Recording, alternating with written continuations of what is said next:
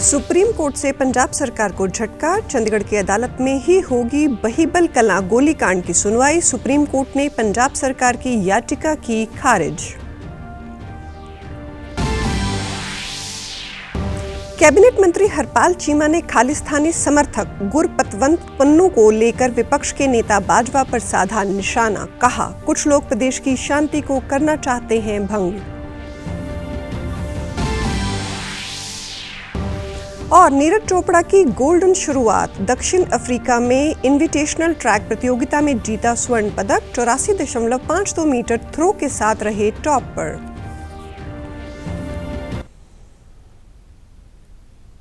नमस्कार, चंडीगढ़ से आपका स्वागत है। मैं हूं शैली धनेजा। अब समाचार विस्तार से।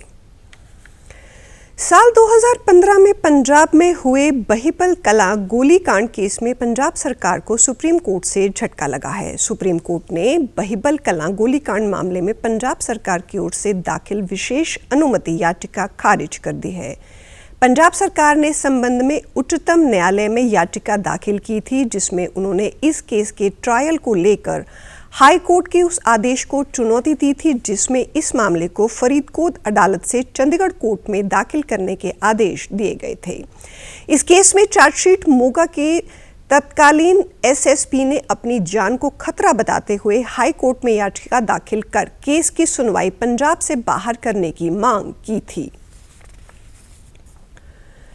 भारत का मोस्ट वांटेड आतंकी हैप्पी पासिया अमेरिका में गिरफ्तार हो चुका है। हैप्पी पासिया का असली नाम हरप्रीत सिंह है। अमेरिकी खुफिया एजेंसी FBI ने उसकी तस्वीर जारी की है। वो पंजाब में कई आतंकी मामलों का मास्टरमाइंड है। FBI और ERO के संयुक्त टीम ने कैलिफोर्निया के सैक्रामेंटो में आतंकवादी हरप्रीत सिंह को गिरफ्तार किया है। हरप्रीत सिंह को अंतर्राष्ट्रीय आतंकी संगठनों से जुड़ा हुआ है और हरप्रीत सिंह अवैध रूप से अमेरिका में रह रहा था। पकड़े जाने से बचने के लिए बर्नर फोन का इस्तेमाल करता था। आतंकी हैप्पी पासिया ने हाल ही में चंडीगढ़ के सेक्टर 10 में हुए ग्रेनेड हमले और जालंधर में भाजपा नेता मनोरंजन कालिया के घर पर हुए विस्फोट की जिम्मेदारी ली थी। वहीं NIA ने उस पर 5 लाख रुपए का इनाम रखकर उसे भगोड़ा घोषित किया था। भाजपा का नेशनल हेराल्ड मामले को लेकर कांग्रेस पर लगातार हमला जारी है। भाजपा के वरिष्ठ नेता अनुराग ठाकुर ने आज प्रेस वार्ता कर कहा कि कांग्रेस ने अनेक घोटाले किए हैं और नेशनल हेराल्ड का नाम सुनते ही कांग्रेस पार्टी में हड़बड़ाहट और कंपकपाहट होने लगती है।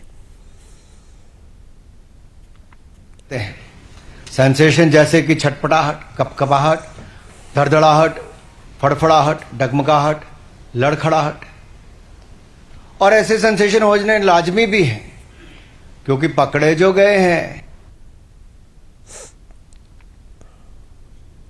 साथ ही भाजपा ने हिमाचल प्रदेश सरकार पर आरोप लगाया कि वैसे तो सरकार के पास पैसे नहीं हैं, लेकिन नेशनल हेराल्ड को देने के लिए पैसे थे। भाजपा नेता ने कहा कि कांग्रेस नेशनल हेराल्ड मामले में चोरी भी कर रही है और सीना जोरी भी। साथ ही उन्होंने कहा कि कांग्रेस नेताओं के पास हिम्मत है तो कोर्ट में आकर कहें कि सुनवाई समय सीमा में हो। कब कब दिया गया, कितना पैसा दिया गया। दूसरा, 50 लाख रुपए में 2000 करोड़ रुपए की संपत्ति का एक कांग्रेस मॉडल ऑफ करप्शन ये देश के सामने आया है।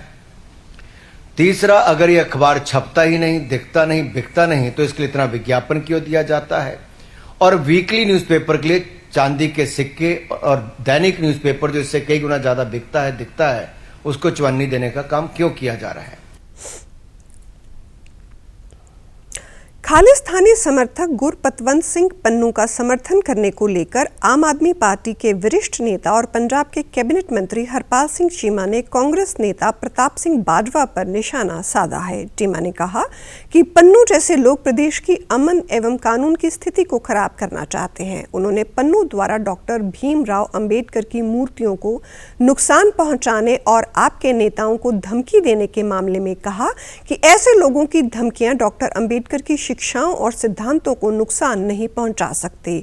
चीमा ने पन्नू को और बाजवा में ऐसी सहमति पर भी सवाल उठाए। उन्होंने कहा कि बाजवा को स्पष्ट करना चाहिए कि वो ऐसे लोगों का समर्थन करना चाहते हैं। वो डरपोक किस्म के आदमी हैं, वो पंजाब के दलितों के सामने नहीं आ सकते। पंजाब के दलित लोग हैं, देश के दलित लोग हैं, जो वो बाबा साहब भीमराव अम्बेडकर जी के सिद्धांतों को प्रणाया हुआ है। वो बाबा साहब भीमराव अम्बेडकर जी को अपना आदर्श मानते हैं। हम बाबा साहब भीमराव अम्बेडकर जी की विचारधारा को आंच नहीं आने देंगे, उनके स्टैचू को आंच नहीं आने देंगे। सो मैं समझता ऐसे डरपोक लोग तो हैं, बोलते रहते हैं। पंजाब का दलित लोग हैं जो एकजुट है और आम आदमी पार्टी के साथ खड़े हैं, और आम आदमी पार्टी का एक एक वर्कर, एक एक सिपाही बन के बाबा साहब भीमराव अम्बेडकर जी के सिद्धांतों की रक्षा करेगा और उनके स्टैचू की रक्षा करेगा। पंजाब सरकार के कैबिनेट मंत्री व आम आदमी पार्टी के पंजाब अध्यक्ष अमन अरोड़ा ने कल चंडीगढ़ में एक प्रेस वार्ता को संबोधित किया। इसमें उन्होंने पंजाब पुलिस की ओर से प्रदेश में कानून एवं व्यवस्था बनाए रखने के लिए किए जा रहे प्रयासों की जानकारी दी। उन्होंने भाजपा नेता मनोरंजन कालिया के आवास पर हुए ग्रेनेड हमले के बारे में जानकारी देते हुए बताया कि पुलिस ने 12 घंटे में इस मामले को हल कर दिया।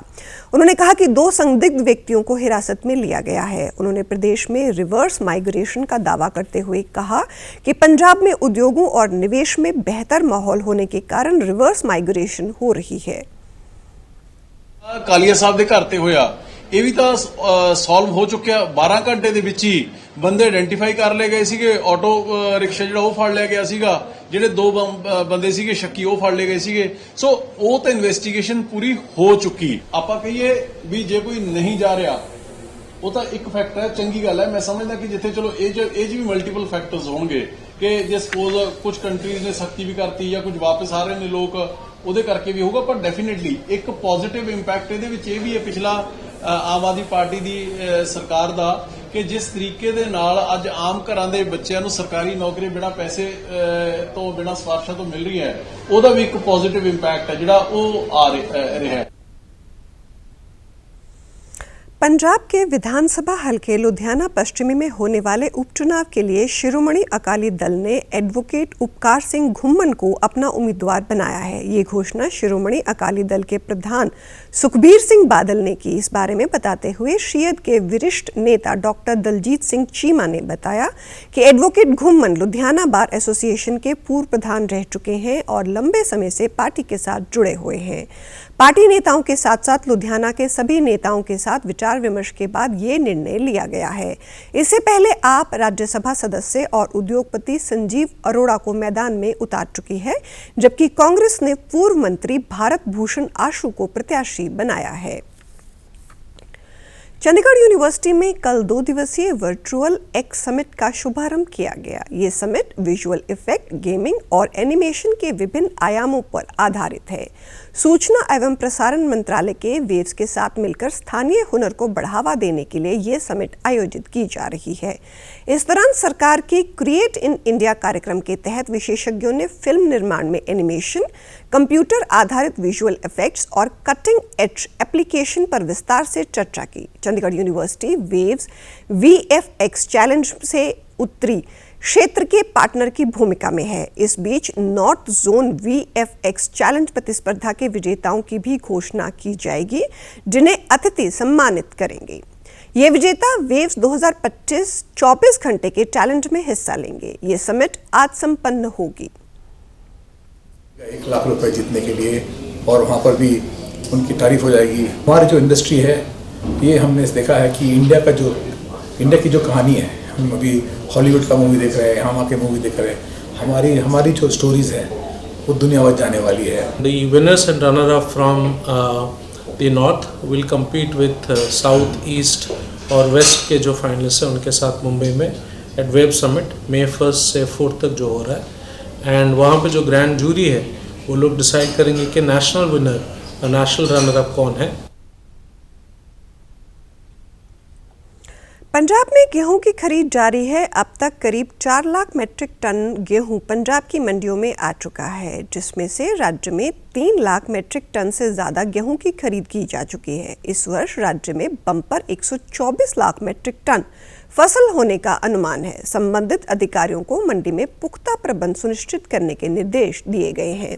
वहीं कैबिनेट मंत्री मोहिंदर भगत ने कल जालंधर की नई अनाज मंडी में गेहूं की पहली खेप के आगमन पर गेहूं खरीद की औपचारिक शुरुआत की। इस अवसर पर उन्होंने विभिन्न खरीद एजेंसियों के अधिकारियों के साथ बैठक कर उन्हें संपूर्ण खरीद प्रक्रिया को सुचारू रूप से संपन्न करने, समय पर तुलाई करने और किसानों को तत्काल भुगतान सुनिश्चित करने के निर्देश दिए। वहीं बीती रात पंजाब के कई हिस्सों में तेज हवाओं के साथ हुई बारिश के कारण मंडियों में पड़ा अनाज गीला हो गया है।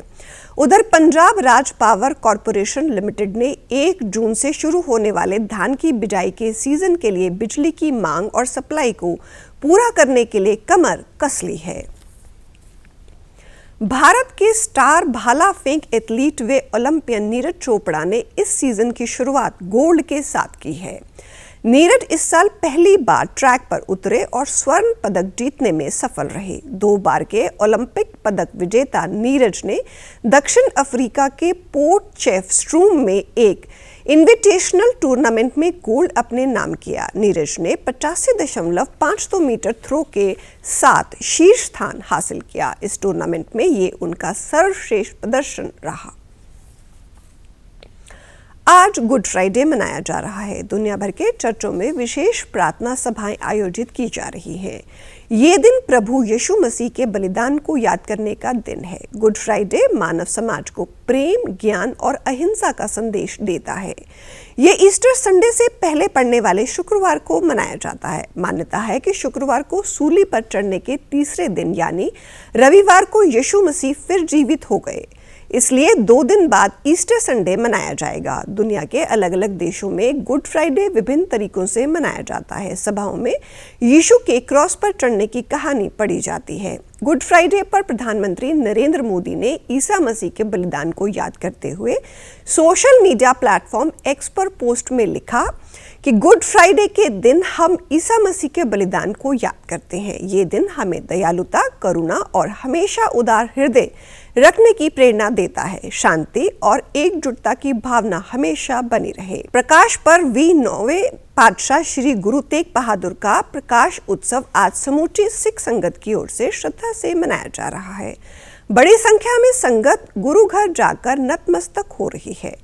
प्रकाश उत्सव को समर्पित आज विभिन्न धर्म समागम भी करवाए जा रहे हैं। शिरोमणि गुरुद्वारा प्रबंधक कमेटी की ओर से गुरु साहिब के जन्मस्थान गुरुद्वारा गुरु के महल में विशाल गुरु कार्यक्रम करवाए जा रहे हैं। गुरुद्वारा साहिब में आज श्री अखंड पाठ साहिब के भोग डाले जाएंगे, जिसके बाद कीर्तन दरबार सजेगा।